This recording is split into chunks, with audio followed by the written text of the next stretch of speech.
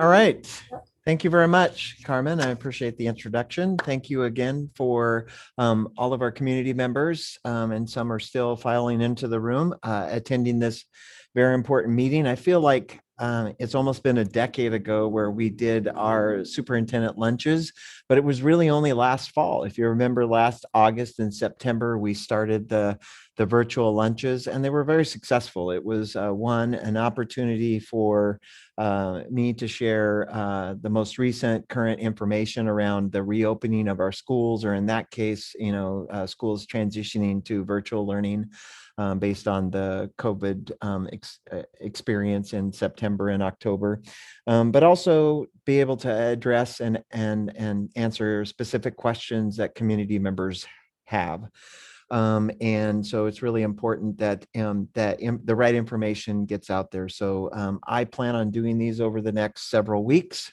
The first couple of weeks, I will handle those independent, meaning I'll do those on my own. And then thereafter, I will start inviting special guests in to speak specifically around some of the work around teaching and learning, interscholastic athletics, the music program, etc. So with that being said, I do want to spend just a little bit of time of our luncheon today, just sharing some developing information, and then there will be ample time to just engage in conversation. So I'm going to share my screen here. Yesterday, Carmen, can you see my screen? Okay. Just yesterday, May 13th, the Department of Health released its summer guidance, summer and fall guidance for schools.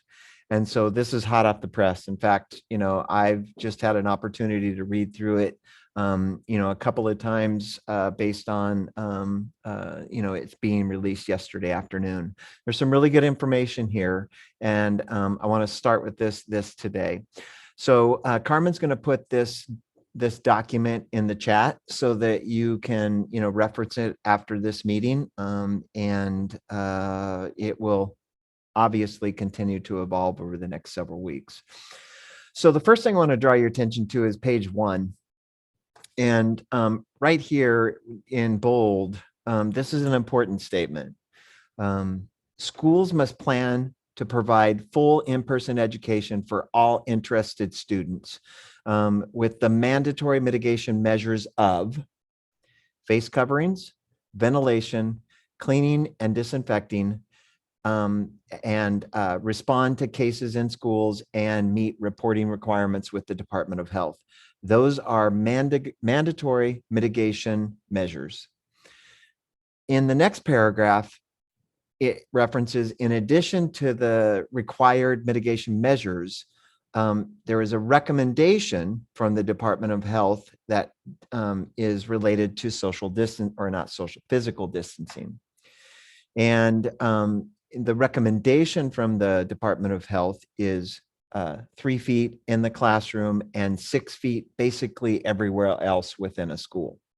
And we're gonna talk about each of these in more detail as we work our way through the document. So on page 2, and this is a hot topic, and so I'm glad you're here with me today so we can talk about this. And this has kind of been our life for the last 15 to 18 months. Information develops so quickly, and we have a lot of different organizations and health related organizations coming out with material that can be contradictory. And just so happens yesterday was a summary of that work. It seemed like the Department of Health issued their school reopening guidance for the summer and the fall. And no more than that being said, then CDC came out and said, okay, if you're fully vaccinated, you don't have to wear a mask. So that summarizes our last 15 to 18 months in 2 short sentences. Confusing. So this is what I know today. And I have engaged in conversation this morning with state officials on this very topic. And at this time, the Department of Health guidance prevails. And that's exactly what the Port Angeles School District has done the entire pandemic. I mean, we started last spring with the WHO, and then CDC, Department of Health, and then our local health officer. And if you remember the conversations from last late summer, early fall, we put a lot of value in our local health official and also the Department of Health. And we expect those individuals and or organizations to weigh through all of the maybe discrepancies and messages that occur between all of these health organizations across the world. So most certainly, based on my conversations today with a state official, this issue will be addressed between the difference in potential guidance from CDC and the Department of Health, the State Department of Health. Frankly and honestly, the guidance that came out from CDC yesterday, and this is an opinion of a state official, not a fact, that there is a tendency to believe that maybe CDC is going to provide more clarity around their statement that came out yesterday as it pertains to schools.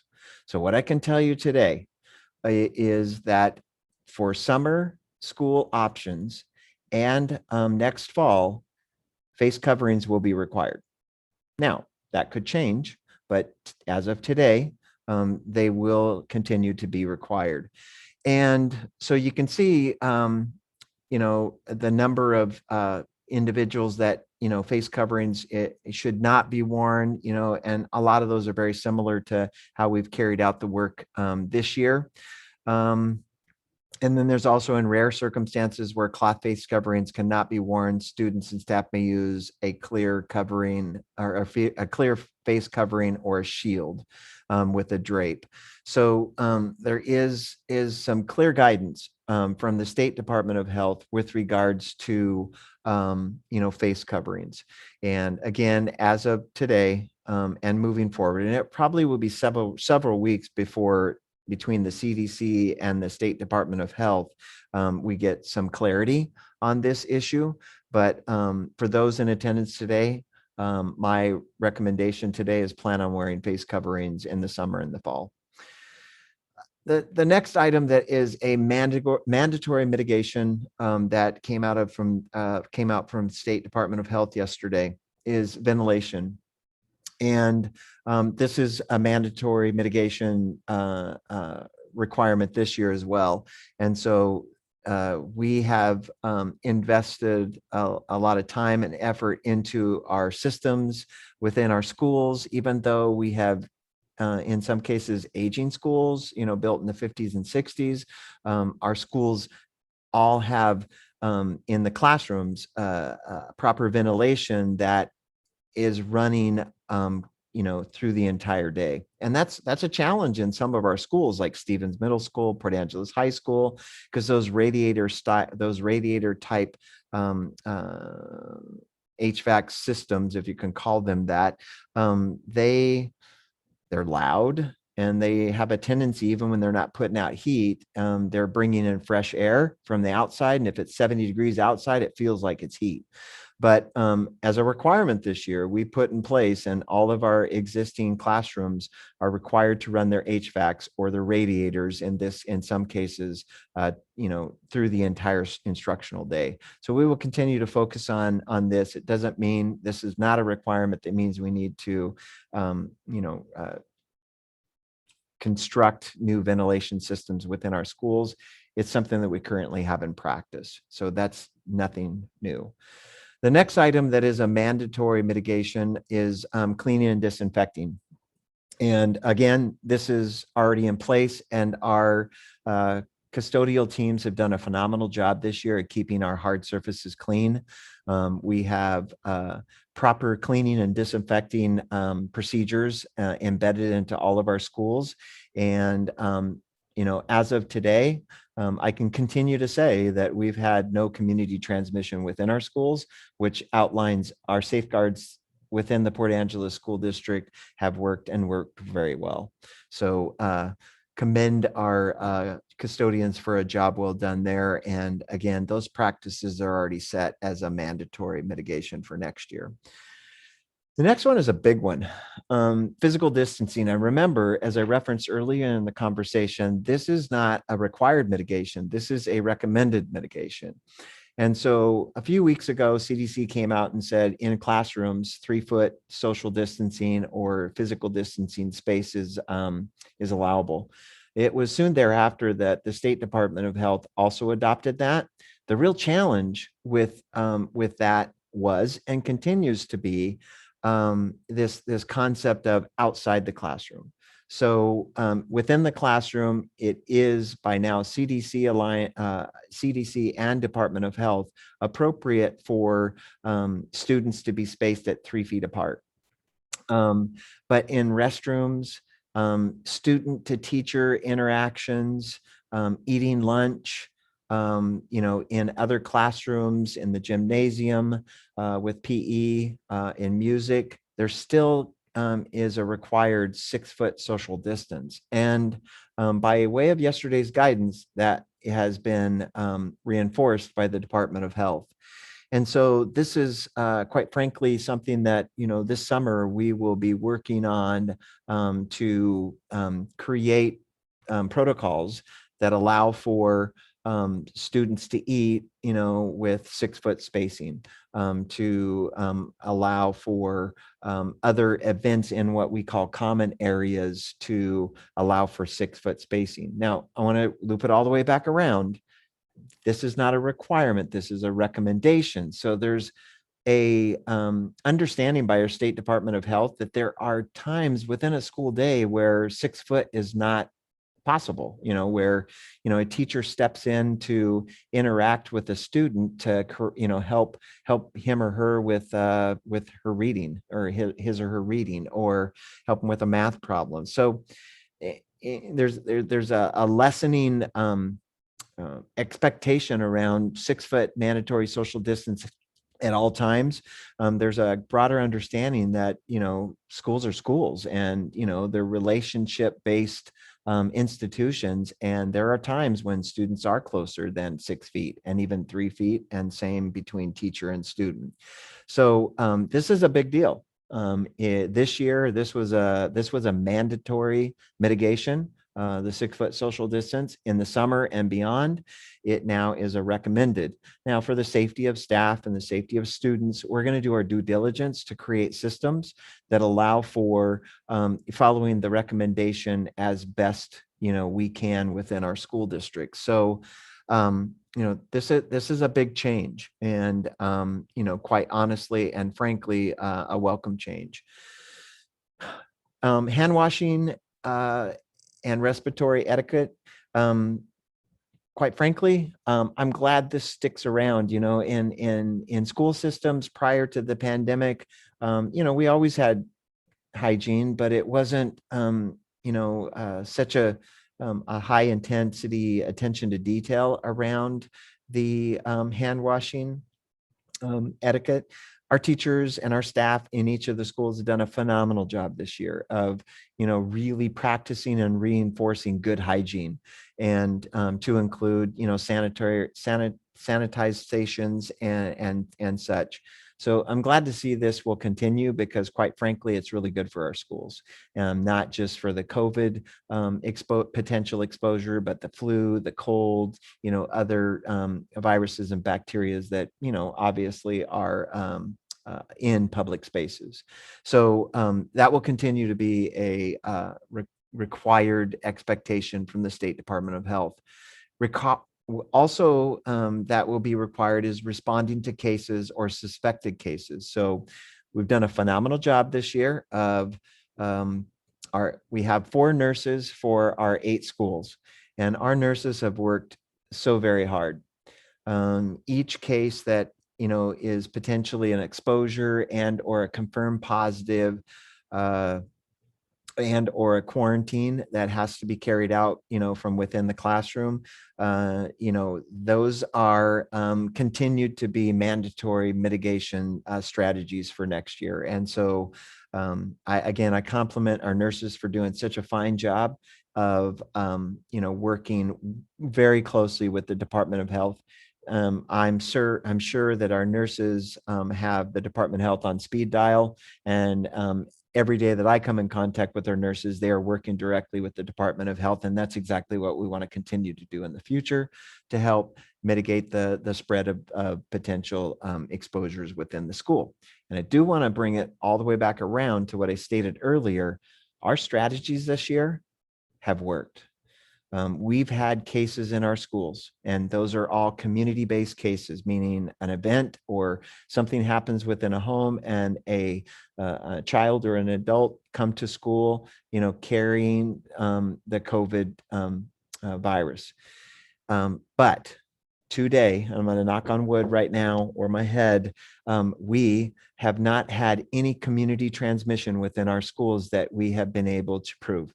And that is, if you would have asked me that last summer, if that was possible, I'm not sure I would have said it was possible, but our strategies have worked. And I'm very proud of that. And that includes things like, I mean, it's just fascinating to me today to think about some of the things we're doing now, and as it relates, to COVID procedures. We're wrestling. We have students wrestling. We have students playing basketball. We have students, practicing with band instruments, woodwind instruments. We have students singing, and still we have no proven case of transmission within our schools. So I'm really proud of that. And, these mandatory mitigation strategies moving forward will maintain that level of safety for our staff and our students into this summer and next school year. And then finally, we will continue to be required to report, COVID positives and potential outbreaks with public health. And again, our school nurses and Dr. Rachel Summers, which works directly with the school nurses, have done a phenomenal job of staying in close communication with the Department of Health to wade through the very complex cases. Every case is a little bit different.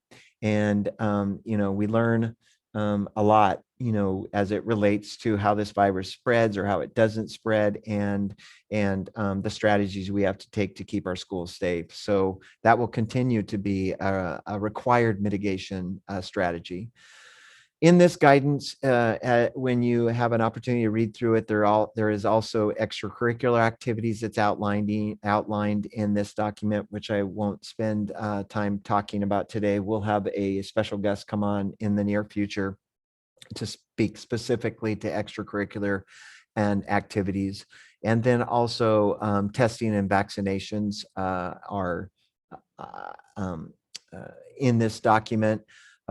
Testing is not, these are not required mitigations at this point in time, neither testing or vaccinations. They're just information here within the document, and then more COVID related links and material. So looping back to testing and vaccinations, we do have one area where testing has been required, and for student athletes to wrestle this year, those students, because they're such close proximity to one another and wrestling, and they wear masks when they're wrestling, they have to, provide a negative COVID test twice a week before each match or competition. And then the other item there is vaccinations. And again, vaccinations are today currently not required for schools moving into summer and fall. But I do want to encourage all of the listeners to, engage in a conversation with your family doctor around this concept of the COVID vaccination. We have made it available to students now from the age of 12 through 18. Several weeks ago, we had an event at the high school, which was very well attended for 16 to 18-year-olds. And yesterday we had an event at Lincoln High School It was intended for 12 to 18, but with the developing information around 12 to 15 now being emergency authorized by FDA and our local health department, or excuse me, Department of Health with the Western States Coalition authorized that with Governor Inslee's approval. We were able to start administering vaccinations to 12 to 15-year-olds yesterday at the event at Lincoln High.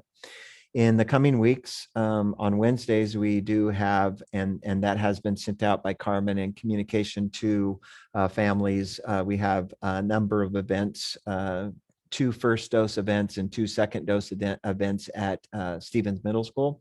Encourage you to look into that and potentially consider. And we are working with the local health department at a potential another opportunity at the high school, Port Angeles High School, because now freshmen and sophomores, which may have not qualified under the 16 to 18 range, meaning there were 14 or 15 years of age, are now qualified to, with consent, be administered the shot.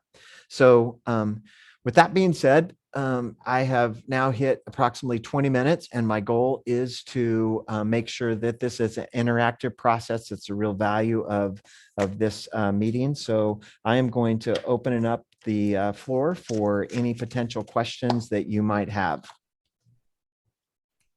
Okay, thank you, Superintendent Brewer. And just to confirm, I can't share the link right now. There's no chat feature, but everyone that registered today, I can send out the link to the document that Superintendent Brewer was just sharing with us.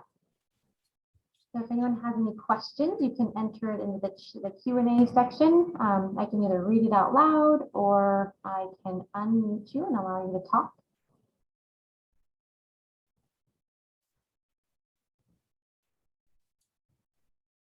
We may have some shy ones today, but we'll give them a couple more moments.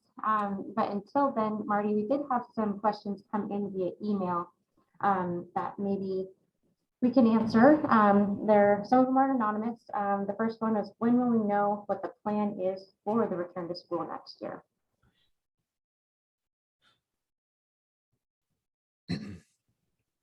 Well, the first thing I want to say is, and I think I failed to mention this at the beginning of all of that information, Port Angeles School District will be coming back to 5 days a week of in-person instruction next school year.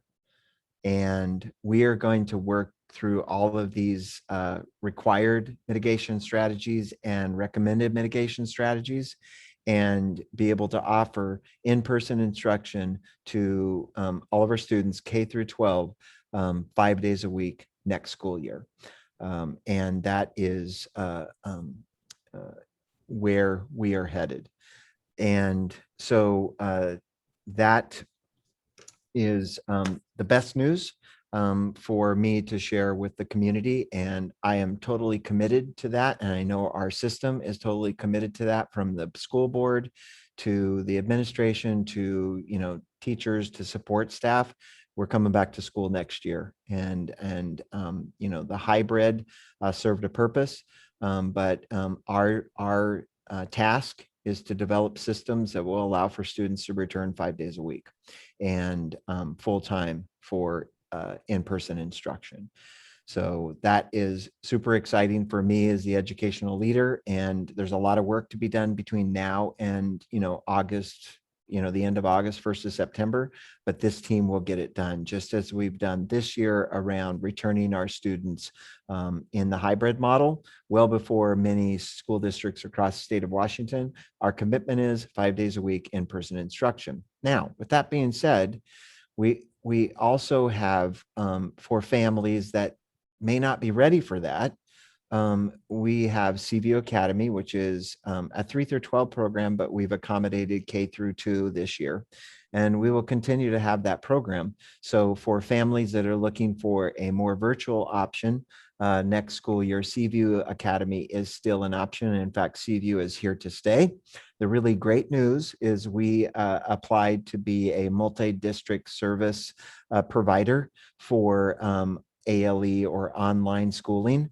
And we were awarded that. So now we can service not only students within the Port Angeles School District, but we can service students from across the state of Washington. So that's a huge step for our school district and our community around being able to sustain an online option even well after the pandemic. So it's part of our delivery model that will be here in the near future and in the distant future as well. So I'm really excited about that. So for next year, parents can plan on having an ALE or Seaview Academy as a more virtual experience, or 5 days a week of in-person schooling K through 12. And then will that be full-time 5 days a week or part-time like it is now? Full-time, 5 days a week. Right. You heard it here first. It's official. Okay, thank you, Mahina, for asking that question. Melissa Briggs asks, will we have the introduction to the classroom and teacher meetings for the elementary students this fall? I'm sorry, will we have the introduction to the classroom and teacher meetings for the elementary students this fall? who's asking that question? Do you know? Melissa Briggs. Okay. Oh, thank you, Melissa. We have a survey out, and I encourage everybody in the room to complete that survey. That's giving us some really key information to consider moving forward. And that survey asked that very question.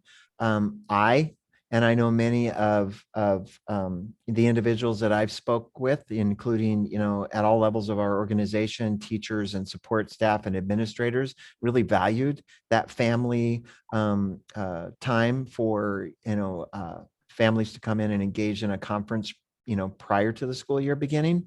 So I'll be very curious to see where the support for that measure comes in as it relates or as it pertains to the survey. So it is definitely a serious consideration, but again, I want to look at the data by both staff and parents and students to determine if that was, I believe it was meaningful, but I want to make sure our school community believes that it was meaningful to the instructional practice of our schools. So more to come on that, Melissa. Thank you for the question. And the next question comes from Alice and Chris Brecky. I'm going to go ahead and unmute you. Thank you. I really appreciate hearing voices. Yeah. All right, Alice, and you're all set. Hi, Superintendent Brewer. So a question I have for you as you're talking to the State Department of Health, do you feel that they are giving any indication of a requirement for children to get vaccinated once they're eligible? As you know, many state universities are doing that and going in that direction.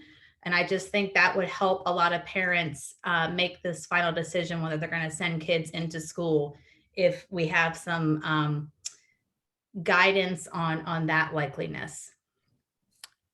Yeah, Allison, that's a great question. And I'm going to have to give you today a big, I don't know. I just simply don't know. I do know what we have. We have vaccination requirements that have become more restrictive for, other vaccinations in recent years. So the state has put a premium on assuring that students are vaccinated for, some of the more historical, vaccinations that we have. There used to be a large battery of potential exemptions, and those were narrowed significantly a couple of years ago.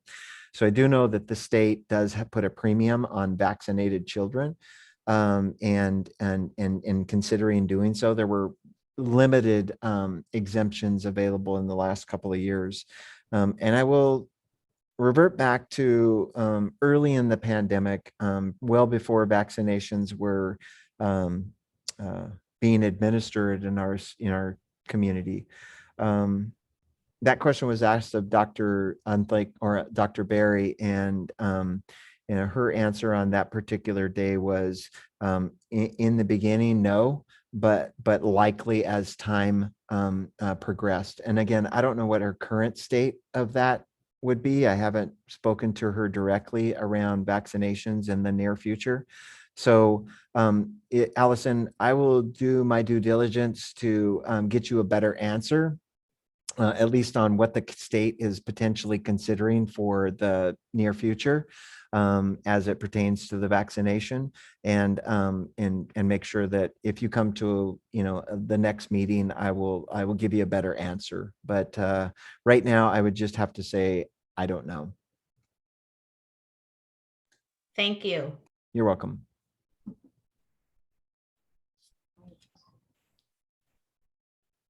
And there aren't any other questions currently. We'll give it a few more moments.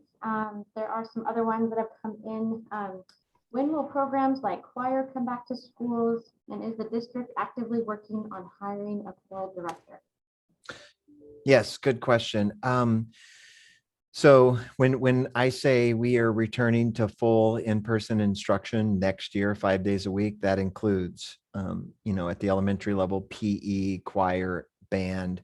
And we currently have in the secondary schools, 7 through 12, band and choir are being offered in person. So yes, when I say we return to full capacity as far as in-person instruction, that includes choir, that includes band. There are additional mitigations that we must take. In a general ed classroom, 3-foot social distance or physical distance is allowable, and 6 foot is recommended. So we'll have to, consider that as we build class rosters and sizes of classes moving into next school year. As far as a choir director, excuse me, the answer is yes, we are working this year for the staffing for the school district. This last year was really difficult. We lost well over 200 students in our school system, which every student, is approximately portioned about $10,000 per year for the school district. So we had a significant hit to our revenue stream. And so we're working off the assumption that we're hopeful that, our students are coming back, with 5 days in-person instruction. But, what we've learned through the pandemic is nothing is a given. And so how that relates to staffing is we're being very cautious about how we rehire staff.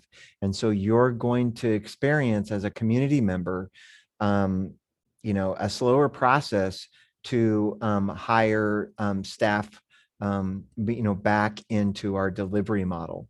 Because if we take the 200 FTE that we lost this year, we still have, even with resignations and retirements at the end of the year, and that's at all levels of the organization, we're still overstaffed based on 200 students being lost to private school, being lost to homeschool, and maybe other ALE programs across the state. So we are assessing each position very carefully, and we're kind of looking at 3 different phases of hiring. We have now just finished, and we're about a month behind what we typically do. We have just finished our administrative hiring pool. So now we're moving into that next phase, which is critical teaching positions. And in that phase will be the choir director at the high school. So within the next week or so, that posting will be in, the community for consideration of a new choir director at Port Angeles High School.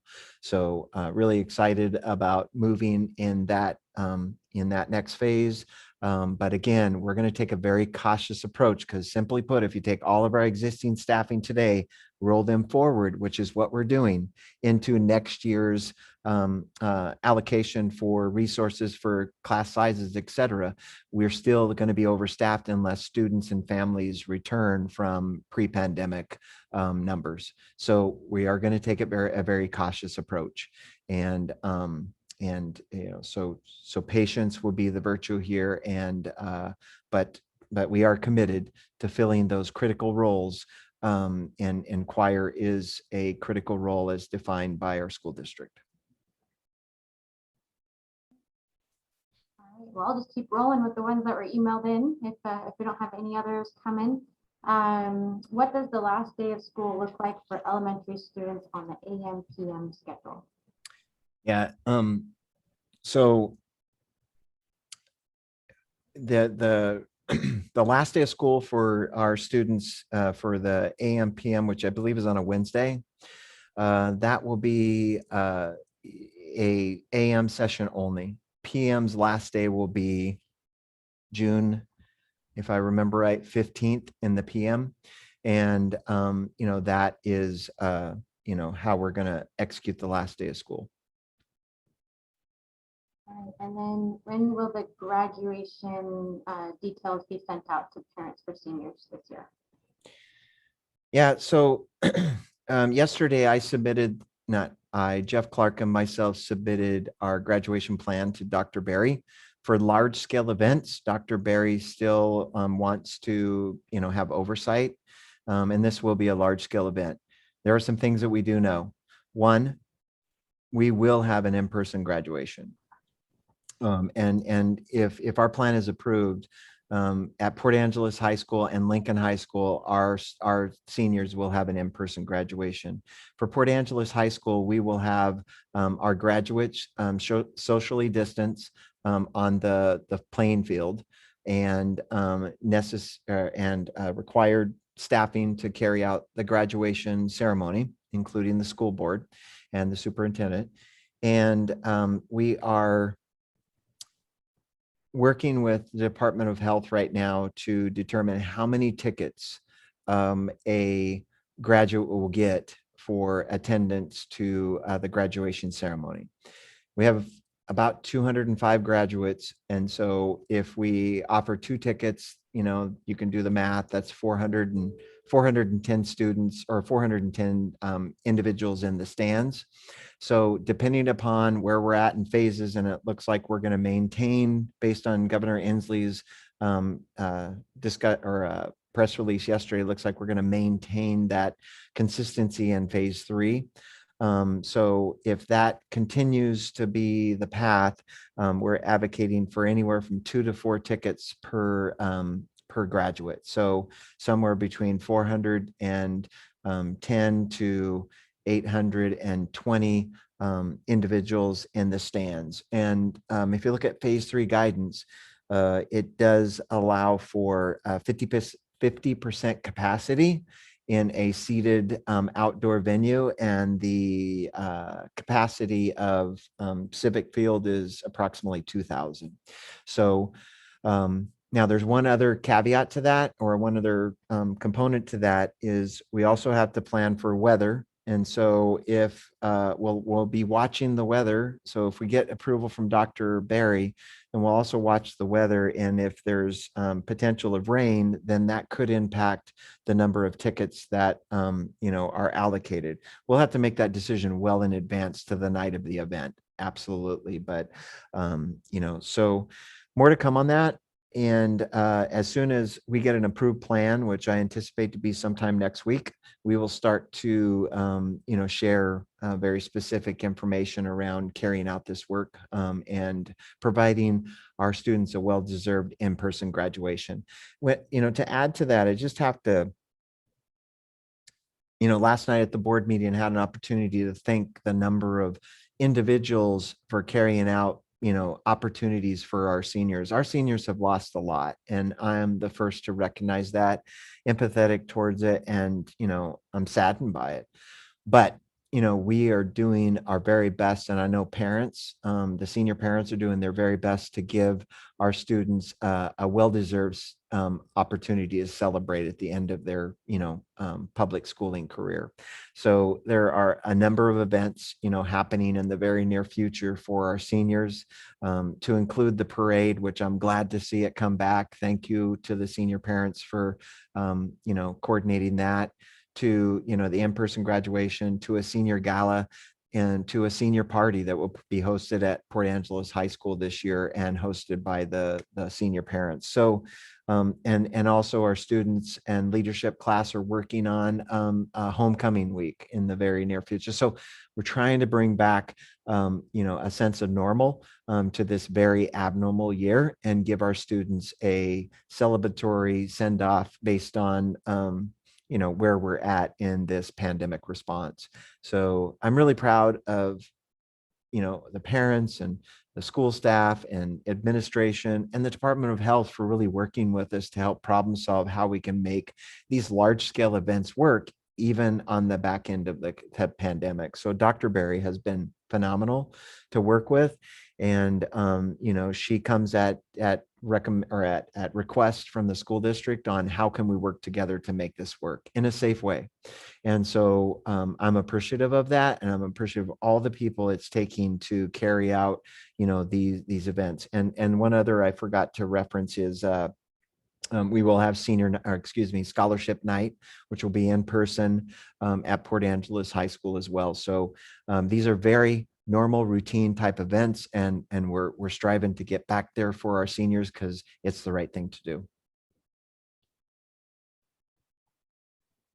Great. All right. Well, if anyone else has any questions, now's the time.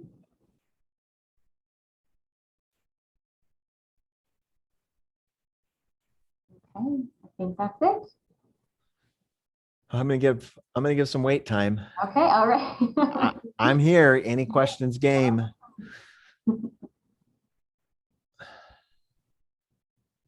Anyone else? Anything else has come in? Any question? Questions at all? Could be related to next year, could be related to this year. Any question is open.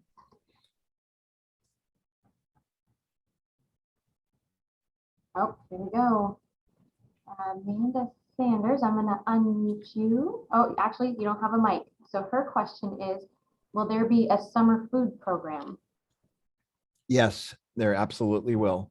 We continue to work through the details, but there will be a summer food program. Typically, we've worked side by side with the Boys and Girls Club to carry out that work. And so this year we will continue to work in collaboration with the Boys and Girls Club and provide necessary supports to get, the food program across our entire district. We are working on a summer school plan that we're really reimagining what summer school can look like. In the previous years, we have had our elementary summer school at one school, like it was at Jefferson the last couple of years. This year, we will have an opportunity for all 5 of our elementary schools to have their own summer school. And it will be reimagined into not summer school. We want to make it into more of like a camp-like setting. It's exciting, that's fun for kids to come in, and it's going to be on the back end of summer, and more details will be coming within the next week, but it'll be kind of a jump start program, getting back into the learning mode in August in preparation for the fall. So more to come there. We do have summer school opportunities at middle and high school as well. And I will be certain to bring the details to each of those programs as soon as we're ready to release that information at one of these meetings. So we're working on it, working diligently, and we're going to get her done. And then we have Melissa Briggs. I'll go ahead and unmute you now if you'd like to ask your question. Thank you for today, Superintendent Brewer. I was just curious if, I know you said you'd have guests coming in the future, but I didn't know if next week's agenda had anything specific or just more open conversation. So next week, my plan is I want to cover the reopening material again next week, Melissa, and provide any updates to what, this is less than 24 hours old. And so as I find out more information, I want to bring more details to this group, as well as any new members that come to this meeting next week based on, we only advertised a couple of days this week. So hopefully the word can get out. And if everybody in this room can tell a friend, I'd appreciate it. It's a great opportunity. So next week, no guest speaker. It will be just me again. I apologize for that. And then the following week, I will start to invite, and we will promote that schedule. Early next week, I will promote who's going to come in which weeks. And again, I'll have Michelle Olson to come out and talk specifically about summer school and learning loss recovery into next school year and delivery models. And we'll have time for music education. We'll have a time for interscholastic activities and maybe a few others. So just me next week, but expect to see a schedule of guest speakers thereafter.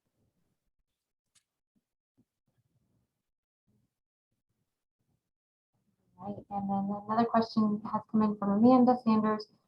Is AmeriCorps doing anything for kids this summer? They used to do an enrichment program in the afternoons, after school, mid-June to July. Yeah, I mean, I'm going to have to get back to you on that. I don't have an answer for that today. The AmeriCorps members will be engaged, but their specific activities, I'm going to have to loop back around. Carmen, can you write a note for me to make sure I bring that information back next week? Yep.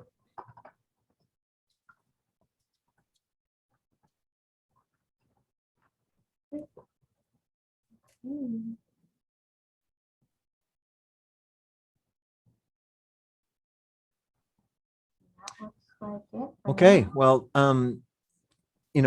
thank you very much for coming out today. Look for more information to come out next week with regards to schedule. Please tell a friend or tell multiple friends. I would like to get as many folks out into this event as possible. Carmen, is this recorded? Yes, it is. This is being recorded. So we will put this on our website. So if you if you know of a family or friends that could not attend this meeting today, we will have this posted on our website so that folks can access it, at their own convenience. So with that being said, thank you for your attendance today. I certainly appreciate it and look forward to many great conversations moving forward in the future. And come next week with all of your new questions, as I will be willing and capable of answering as many as I can. So thank you very much for your time, and we'll talk again next week. Um, Bye.